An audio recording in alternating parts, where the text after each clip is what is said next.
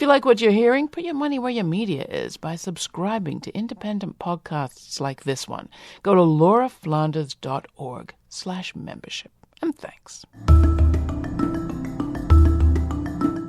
Hi, I'm Laura Flanders, and this is The Laura Flanders Show, the TV and radio program that seeks to raise radical spirits by interviewing forward-thinking people with real models of shifting power from the worlds of arts, entrepreneurship, politics, and activism.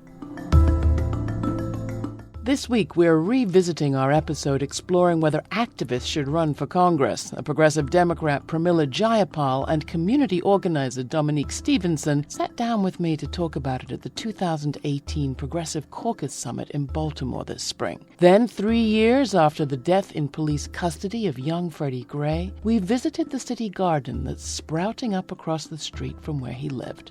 A summer special rebroadcast coming up on The Laura Flanders Show. This is the place where the people who say it can't be done take a back seat to the people who are doing it. Welcome.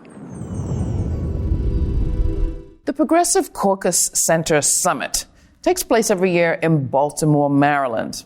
Baltimore, Maryland is the place that you'll remember as the site of a municipal uprising after the killing of Freddie Gray. That story continues.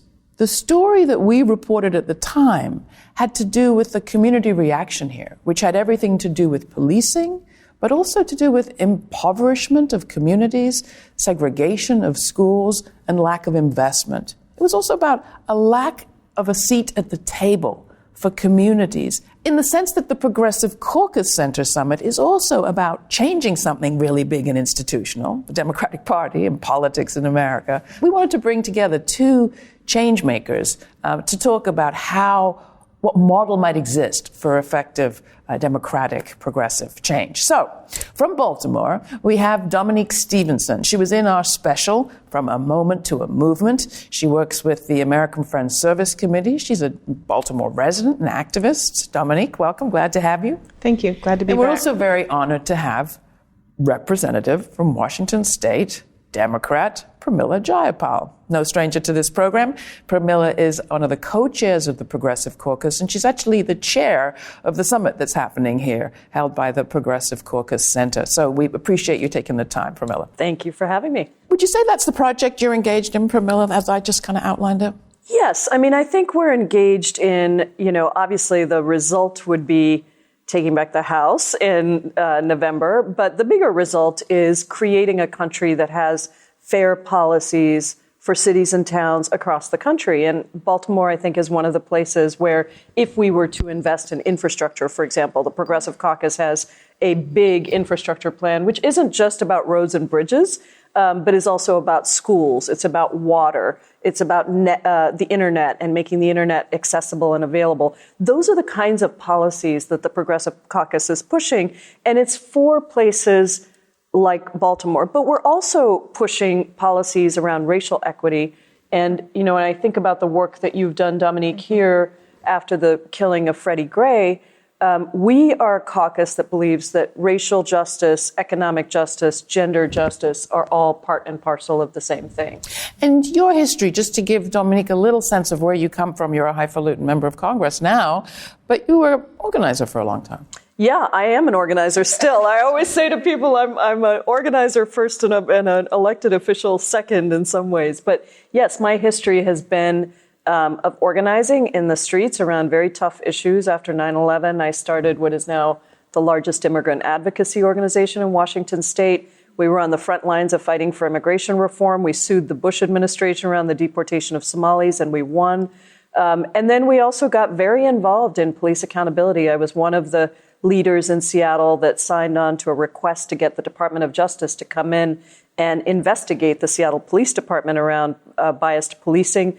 Was on the committee to raise the minimum wage to $15 in Seattle. So that's been my work, is really organizing people to bring folks like Dominique, frankly, and voices that are not at the table too often to the table. And I think that that's the work even in Congress, is to use elected office as a platform to organize and to bring organizers from the outside and the inside, if you even want to call it that, together to really create that movement for change. All right, so your turn, Dominique. Tell Pramila and me a little bit about your work and particularly how it's shaped up in the last few years. I actually started working with men in the Maryland prison system. A lot of those men had in some ways contributed to some of the issues in the community and wanted to figure out a way that they could develop a redemptive process in which they could go back or send young men who they were mentoring back into the community to do work and to actually sustain community. And so we were there before the issue with Freddie Gray occurred, before Freddie Gray's death. But we had been simply just handing out bag lunches because hunger is a big issue in this community. We were in Sandtown, Winchester, right near the Gilmore homes, which is where Freddie Gray was detained. So the men began by just simply handing out bag lunches. That kind of progressed into doing more meeting people's material needs. And then when the uprising occurred, I think because people had seen us in the community, residents became a little bit more engaged with us. Things kind of moved into something larger. We started doing farming. The governor announced, this was maybe a year after the uprising, announced that there was going to be major demolition in West Baltimore. And I found that just simply problematic, that there's no renovation. You have a large homeless population here in the city. There's no emphasis on creating housing for people. Rather, they're going to knock it down. They're going to bulldoze. So we decided to take over a house that was owned by the city. It was abandoned. We took it. We did a press conference to let them know we're here. We dubbed it Tubman House.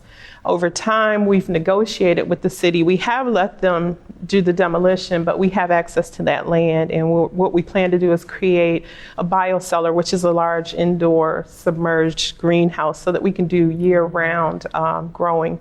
So we're growing food there for the community, but we're also looking at cash crops like hops so that we will be able to create jobs. This is the Laura Flanders Show. I'm Laura. I've been speaking with Baltimore community activist Dominique Stevenson and Democrat from Seattle, Representative Pramila Jayapal. She's the first vice chair of the Progressive Congressional Caucus. West Baltimore's community is growing more than food. They're growing people power, says Stevenson. So how about taking some of that into Congress? More to come. Song for my brothers who live in another place. A song for my brothers who hurt or who've been disgraced. This is a song for my brothers. A song for my brothers who come from different mountains. Song for my brothers who come from many others. A song for my brothers. A song for my brothers who only want the truth. A song for my brothers who were murdered in their youth. A song for my brothers who were taken as slaves. A song for my brothers. That was Brothers by Paris Sesvet featuring Brother Basil from her latest album, Celestial, My Journey Among the Stars, released on Groove Odyssey. Take a moment to subscribe, or if you're a subscriber already, have a good binge listen this summer and get inspired perhaps by episodes like Women's History Makes the Future with Blanche Wiesen-Cook on Eleanor Roosevelt, or Taking Down the Confederacy One Monument at a Time with actress and activist Anjanou Ellis, or Bodies, Borders, Resistance with author Arundhati Roy. There's lots more. And then, if you appreciate the news and ideas we share on this program, join those who make it possible by becoming a financial supporter. You can become part of the support base of this podcast for as little as $2 a month. Check it out now at our website, lauraflanders.org/support. Or simply hit the support link in the description of this podcast. Coming up, Baltimore activist Dominique Stevenson took me down to the Sandtown district, where a community garden is growing on the block where police detained young Freddie Gray. Could the energy she and others are putting into growing a garden work to make change in Congress? Seattle Congresswoman Pramila Jayapal says it's just what's needed, but Dominique isn't so sure. So everything that you've just described is very much sort of self-help, self-reliance, self-organized community action. Is there something that, you mentioned the governor, his role, is there something the government and a political party or elected representatives have done, could do, you'd like them to do? Have done here in Baltimore, I can't say. You can't say because? Because I feel like Baltimore is largely controlled by developers, and I think that controls who gets into political office. I will say in the last election for city council, there seems to be maybe a couple of progressive people who've been elected, but I have yet to see them really engage with community. But I think the thing that they can do, is while we're going through this process of demolition, is look at how we can make this land available to people in the communities. Look at the actual communities that exist around this so-called blight. These people have been left there by the city government, and now they simply want to come in and do demolitions and get rid of the population. And my fear is that they will then sell that land cheap or that property cheap to developers who will create housing and will create retail, but it's not designed for the people who are currently there. The Gilmore Homes housing project itself is due to be demolished within, I think, 2 years. And the residents there have not received an actual plan. They don't know what's going to happen. They don't know how they will be relocated. So I think that those are things that elected officials can be more accessible to the people. There is a disconnect here in Baltimore. There is less than 2 miles from this hotel. There's a whole other world that exists. It's a world where the policing has continued to be aggressive. Where we work, it's not unusual for a helicopter to be overhead every day. The drug trade thrives despite the fact that you have this aggressive policing. More money goes into policing and goes into the Western District Police Station than goes into the schools there in Sandtown. They've closed several of the elementary schools, and so some students are actually being bused out of their communities. So there is no economic development, and for many, there's no hope. Listening to this, Pramila, what are you thinking? Well, the first thing I think is that I think what Dominique's describing is a government that isn't working for all the people, right? It's not just that government needs to be more accessible when there are a whole bunch of problems, but we actually need to be doing everything we can to not have those problems exist, to address inequality, to address housing and schools. That is what government is supposed to do. You see how an elected official or a city council or government can make a difference. When Bill de Blasio came in, he stopped stop and frisk. In Seattle, we passed a $15 minimum wage that lifted the wages of people at the bottom up. At the federal level, it's the same thing. We could work on comprehensive immigration reform. We could work on actually providing resources for the prevention of a lot of the issues that drive people to drugs. There's so many things that government should be doing that we're not. And I think the other thing I wanted to pick up on was what you said about developers controlling the agenda, because really what you're talking about is money in politics. You're talking about who uses government for their benefit. Mm-hmm. And that is one of the huge problems at every level of government, from local to Congress, is that there's corporate interests, the biggest corporations, the wealthiest individuals in a town or in the country who manipulate the system to work for them instead of for, the 90% of people who don't get any benefit from it. So I think of this as being exactly the problem with how government is working right now, but also the hope, because it is people like you, I think, that address these issues at the ground and force attention. And you see that happening, whether it's in your takeover of the land, which I just love, or whether it's in terms of the students in Parkland or, the Me Too movement. It's people saying, no, we're going to force you to address this. It's true in the sense that you showed it was possible to make a change because those locks magically changed. Does Does it feel possible to make a change around corporate power in the Democratic Party? It feels very difficult, I'll be honest. It is extremely difficult, and it feels like sometimes we sort of chew away at the edges, but what we really need is a reform of the system. It's not just Citizens United, which is hard enough to think about overturning, but it's also that we need public financing of elections. I mean, we did that in Seattle, the beginnings of it, with a democracy voucher, which essentially everyone would get it. So you would get $100, everybody would get it. Candidates, if they apply for the democracy vouchers, they're limited in terms of how much they can raise overall. And it means that Dominique can go to the polling, send in, before she goes to the polling booth, send in her money for X candidate, and she's got the same as you or me or some corporate developer. Does that sound good to you, Dominique? It sounds good to me. Are your neighbors or your friends and colleagues engaged in elected political work right now? No, to be honest, I think a lot of people have divested from that process because going back to what I was saying about there's no hope. What people are seeing is not enough change that's really impacting their communities, that's going to impact their children's lives. And the elected process here in Baltimore and in Maryland sometimes feels like a farce.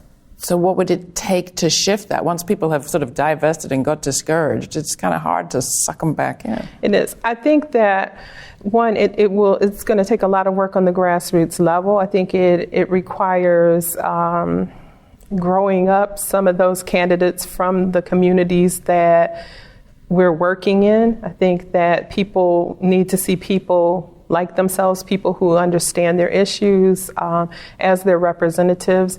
I think in the interim that, like I said, government needs to be more accessible to people. People mostly see these folks when there is an election or on the news, or when an event like the murder of Freddie Gray occurs. Then suddenly they're in the community and they're visible, but they're still not really engaging the community. So what concretely needs to happen? An office set up in Sandtown? For what concretely could happen is you could run for office. I mean, I'm not kidding. This is what is starting to happen that is transforming how government gets done, because people who really are deeply rooted in the movement, in their community, who are organizers themselves. You see the pressure I'm putting on you. My hands starting to move. But I mean, I think this is what matters. That's why I ran for office. I never thought I would be an elected official. It was not, I wanted to be on the other side because I had some disdain for elected officials, honestly. But then I realized that you and I, as women of color, are completely ceding the whole space of political organizing through elected office. And if you had somebody like Dominique, then she would do things differently. She would talk to people differently. She would be accessible. She would help to organize from the inside. She would push for different kinds of policies. And people would start to get reinvested in government. So I think you and I are going to have a chat after this. Could she get help from the Democratic Party? The candidates? Well, she certainly could get help from individuals. The party politics is all, the Congressional Campaign Committee sponsors candidates for Congress, but I would come out and campaign for you. I think your arm will be twisted behind your back if I don't stop this interview right now. But I want to thank you both. Really appreciate it. Will you consider it, Dominique? I don't know about that. I still have a lot of disdain for that process based on what I've experienced and seen here in Baltimore. Thank you both, Dominique Stevenson, Pramila Jayapal. Appreciate it. And a quick correction from me, while she may in the future someday be a co-chair of the Progressive Caucus, right now she is the first vice chair of the Progressive Caucus. Thank you both. Thank you. I was speaking with Baltimore activist Dominique Stevenson and Seattle Democratic Congresswoman Pramila Jayapal at the 2018 Progressive Caucus Summit in Baltimore. Many thanks to all of those who helped to make it happen. Directly following that conversation, Dominique took me out to Sandtown, the neighborhood where Freddie Gray lived, to see how that community is doing for itself now what no one in government has yet seen fit to do, namely invest, cultivate, and grow food. First, she showed me around. So we're here at 1722 Pressbury in the Sandtown, Winchester neighborhood of Baltimore, West Baltimore actually. This is an area that we've dubbed Tubman House. It was originally a physical structure. Now it's more or less a community. And we're with Asar, who is our farm manager here. Before this was here, there was houses here. abandoned houses that have been dilapidated for years. They were torn down by the city, and the lot was just left vacant. It became just like any other vacant lot that you see here in West Baltimore. It just became a dumping grounds, and it was wasted space, and it wasn't utilized. What we did was we came here, we assessed the property, built some raised beds from reclaimed materials, got some compost, and filled the beds with good compost, and started cultivating everything from fruits to vegetables here. We have a chicken coop. We're going to raise chickens. The structure here will actually be the chicken coop. That structure there is going to be where we do aquaponics, so we're going to have fish there. And we're also going to grow herbs and things will be powered by the aquaponics. We also grow crops. We're doing hops eventually, to sell. But we also do a lot of food for the community. So there are anything from like tomatoes, peppers, potatoes, onions, whatever people want, okra. We invite them to come participate. We also let them know this is for you. Everybody loves the chickens. Right now over there is Evil. She laid one egg and now she's getting ready to lay another. And Blue Eggs over here. The reason why we call her Blue Eggs is because, she lays blue eggs. I always love to come here and work with the chickens and help them plant food and stuff. See? Evil, she laid 2 eggs. The 1619 Coalition, we took that name when we originally took the house from the city. We were illegally occupying it. I mean, we felt like we had moral law on our side. But we took it because 1618 is generally referred to as the date that the first Africans were enslaved in the U.S. I mean, it actually goes back a little further than that, but we felt like that was a point of reference. And the house itself that we occupied was 1618 Pressbury. So we were like, okay, we'll be the 1619 Coalition. And it was different folks, different activists, artists, and people who were engaged in the process of taking the house. Okay, so the wood that made the raised bed boxes actually come out of these houses that are here. It's reclaimed wood that comes out of abandoned houses that's been deconstructed. These are old floor joists actually. They're made out of pine, some of it poplar. The raised bed box wood is maybe about 60 years old, so it's a way of offsetting things that would just go to the landfill and reuse it. What about the bricks? Now the bricks actually come from other houses that are around here that have been deconstructed, or some of them actually fell over. And these bricks are over 100 years old. And what we have with the hydroponics hut is that these true 2x4s and 2x6s are also old wood. It is like pine wood, and it's very dense wood. It's actually very beautiful, which otherwise would be thrown away, but it's very good for building. It's very strong. What's this over here? This is a building project here that we're doing is a earthen brick oven. Like a pizza oven? Yeah, pizza oven. I see. Earthen oven. Is there pizza in your future? Pizza, baked bread. You know, we saw this at another farm. We went to Detroit, and it was a real nice thing. They did something with the children for Earth Day. They made pizza and made bread. So it's something that we could also utilize. This is the future home of our biocellar. Searching the web, Rhonda and Dominique saw the video of Chateau Huff with Mansfield, and we said that this is something that we would like to do here. And we looked at the practicality of it being a biocellar. You could grow food all year round with less inputs, utilizing the old foundation of houses. That was something that we're already into, reusing reclaimed materials from the houses, but now this is a way to literally reuse the whole structure, you know. So what you see here, we'll have the same sort of setup with polycarbonate glass facing the south side of this, and sun shining down and utilizing the cellar as grow beds. We would do things like aquaponics and different sorts of plants, and we'll be able to extend our growing season, possibly even doing some tropical fruit trees. You know, this is not anything new. This is things that people are doing all across the country. It's definitely part of the food movement, but it's to address food apartheid.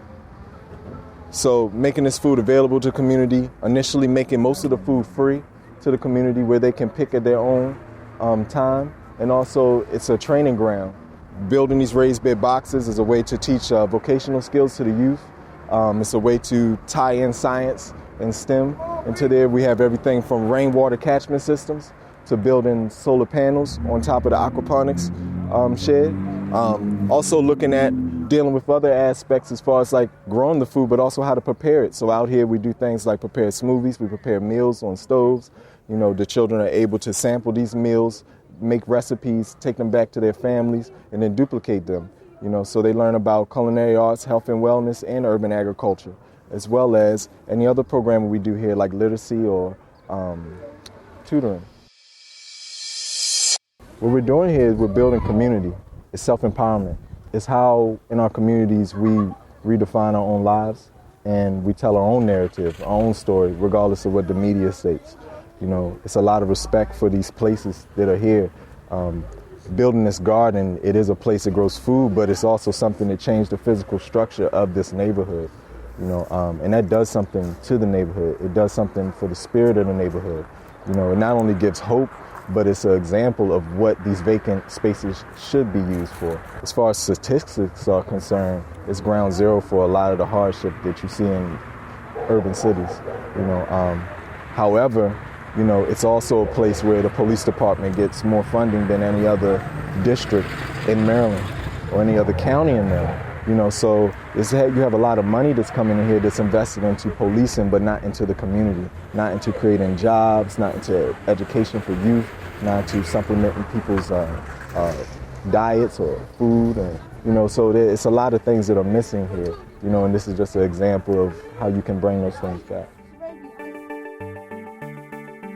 To find more information about my guests and their projects, including the Farming Initiative and Tubman House in Baltimore, and all the interviews I conducted at the 2008 Democratic Progressive Caucus Summit earlier this year, go to www.lauraflanders.org.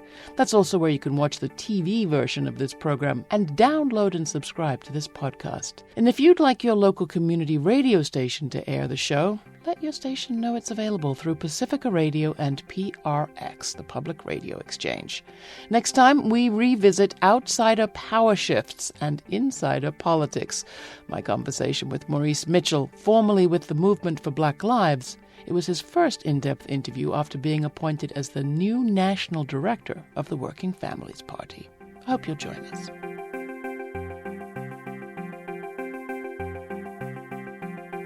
This show is produced by yours truly, Laura Flanders, with Tammy Hamada Warrenoff, Monica Mohapatra, Danica D'Souza, Diego Romero Montiel, Jeannie Hopper, and Mira Al-Rahim. The program's made possible by the Novo Foundation and listeners like you. Become a member today. Thanks for your ongoing support. We couldn't do it without you. Stay kind, stay curious. Till the next time, I'm Laura Flanders.